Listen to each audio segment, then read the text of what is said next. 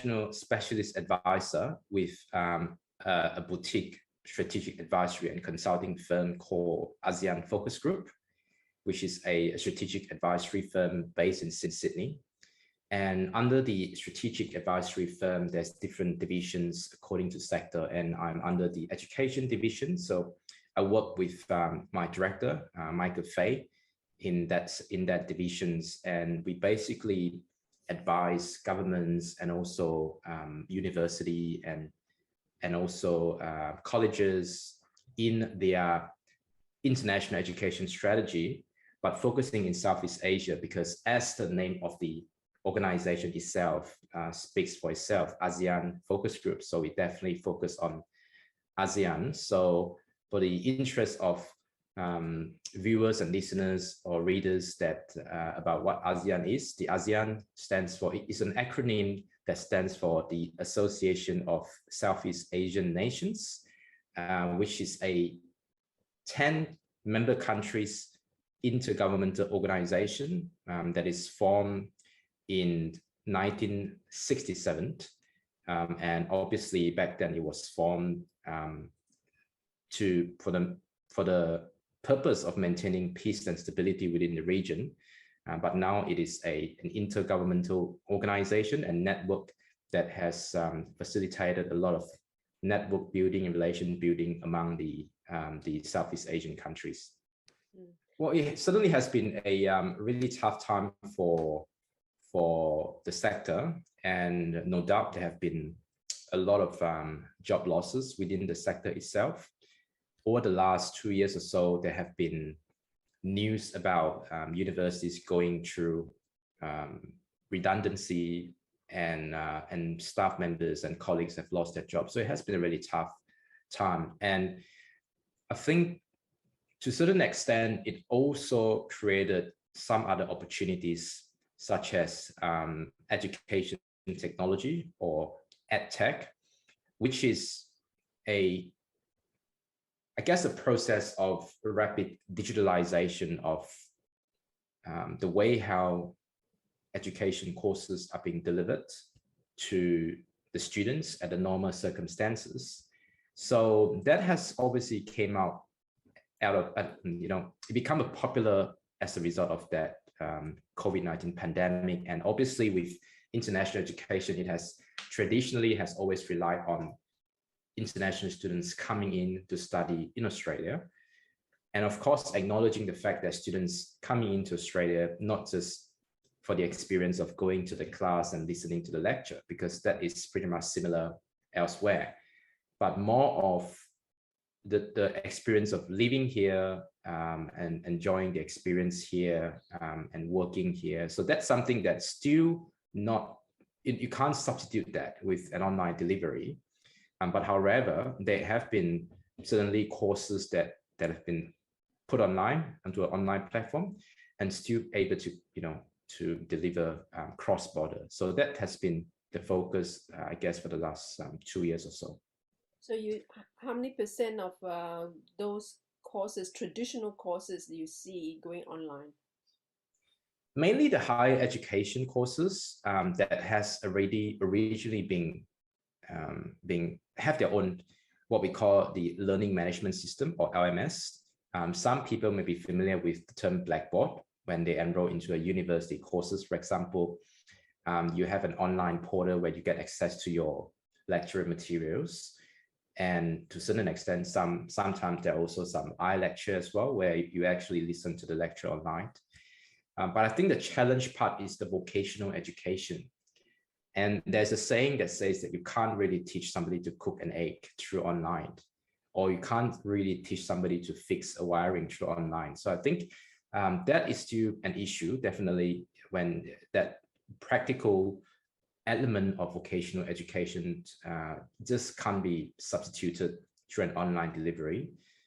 So I think that sector is obviously suffering that, much more than those that can be delivered online, for sure.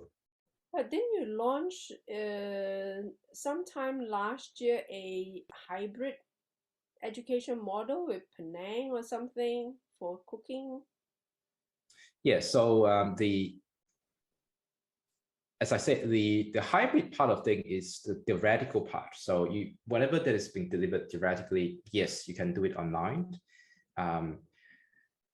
You can obviously record a video of how, certain dishes are being cooked, and then you can put it online, and people can try it out using the way how they see from the video. But you can't taste.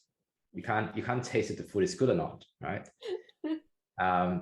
It may look good on video and photo, but what about the taste? So, that's still a challenge. But the program that you were referring to was a preparatory program. It's a articulation program in our term, which means that students have a chance to first study a local, an Australian courses at a local provider, with the view that they can one day come into Australia once the borders are opened, to actually continue with the practical element side of things. So I guess that is one of the creative way of doing things, to at least allow students to, instead of waiting until the borders to open, at least they can start something first locally in Penang. Okay. Yeah. Do you see the borders already opening, to let students in? Because I hear the news that, there are students coming back. So on the 15th of December last year, in 2021, the borders has opened for international students to come in, as long as they have a valid student visa to come back. So that's certainly a good news. Of course, they need to be double vaccinated as well. This is applicable to everyone. So I think this is a relief for the sector, but obviously it will still take a while to eventually build up the numbers, because I think it's important to point out that while Australia has shut the borders to its international students for almost 2 years, traditional competitor countries like Canada and UK did not shut the borders. In other words, those who originally thought of coming to Australia has chosen to go to Canada and UK. So from a business and from a marketing point of view, it is a lost market share for international education, Australian international education. So it will take a while to start the recovery process. Is it going to be hard for them to get visas back into Australia? No, it's not going to be hard. It really depends on education providers issuing. The process, how it works is, as usual, is that education providers will have to first assess the applications. And then if they think that the students are genuine students and they met all the criteria to come into study, then they will issue what they call a confirmation of enrollment.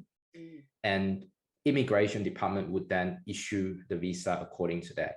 So this has been the process of student visa application for many years now, and that has remained unchanged. So with AFG, how many students have been successfully, coming back? Do you know roughly? Yeah, so because we're not a student recruitment education agency, we do more of a strategizing and corporate advisory. So we don't have a figures in terms of how many students have come back yet. And I think this is something that is still in very early stage, because the borders has just opened on the 15th of December. And traditionally, university, for example, major intake starts in February. So I think over the next few months, there should be an indication from a statistical information point of view, which can be easily accessible through the Department of Education's website in terms of how many students are coming back. But I suspect this process will take a while because of the reason that I mentioned, that the appetite from the students to come to Australia has decreased over the last 2 years as the result of the border closure. And things won't happen overnight. So it will take a while again to get the messaging to the students that say, hey, Australia is now open. Australia is now welcoming students to come back. So it will take a while. It's not going to be immediate because the appetite has dropped as the result of the border closure. So it will take a while to bounce back. With AFG, do you any new strategies in attracting them back? I think one thing, the other thing that also come out of the pandemic has been, if the students can't come to Australia, then why don't we go to them? And what do I mean by them is, so the example that was talked about in Penang with Golden Chef Culinary College was to actually partner with an Australian entity to, on the ground, to raise awareness about the brand Australia. The other thing, of course, is there are institutions who are considering opening up campuses in Southeast Asia, for example, because that is, again, one of the diversification of the country, the source country of international students. And like it or not, it has been a high risk for Australian international education by actually having all the eggs in one basket. What do I mean by that is that when you're relying on a country like China or India, for example, and obviously it is a public information that over the last 2 years, the relationship between Australia and China hasn't been very positive. And as the result of that, there are consequences as well in terms of Chinese international students coming to study in Australia.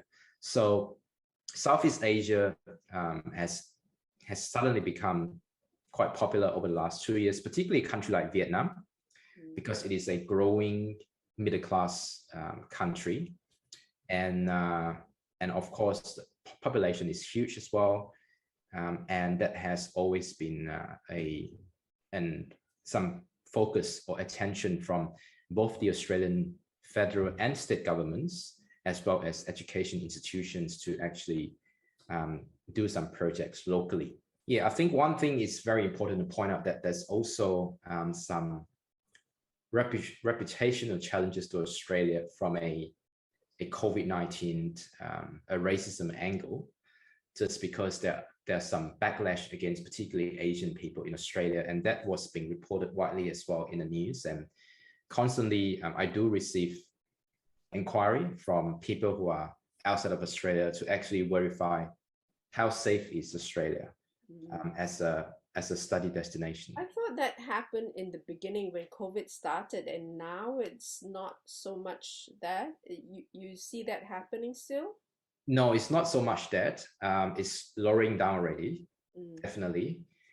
But people will still remember for a while. Of course, eventually it will die down, but that was an issue. And this is to do with the whole, it's a broader question about the sentiment of multicultural Australia, how this can be a little bit more harmonious to certain extents and to be accepting for international students.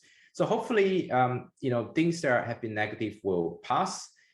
And I mean, obviously in the beginning of the pandemic, the remarks from the Prime Minister, Scott Morrison, who actually said that if students can't support themselves, they should go back.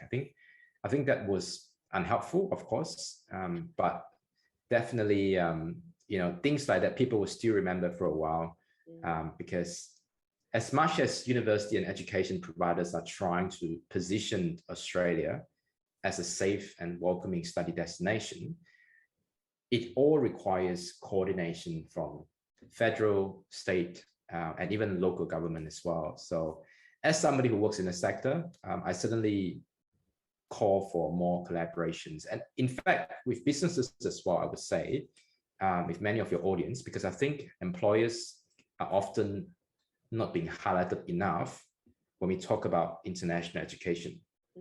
Because at the end of the day, these students would either be employees to businesses, or they will start their own businesses, right? So it is important to bring employers into the conversation, because one thing that always stands out is this whole employability, right? Students, when we talk about selling the study experience to international students to come and study in Australia, we must also think about the employment side of things, because that often is being asked when university and colleges talk to students about their products and services, right? So if institutions can demonstrate that, look, we have a very strong partners with these businesses, with that employers, to attract or potentially arrange placement opportunity or internship opportunities, I think these are very unique selling points that not many institutions are doing well at this stage.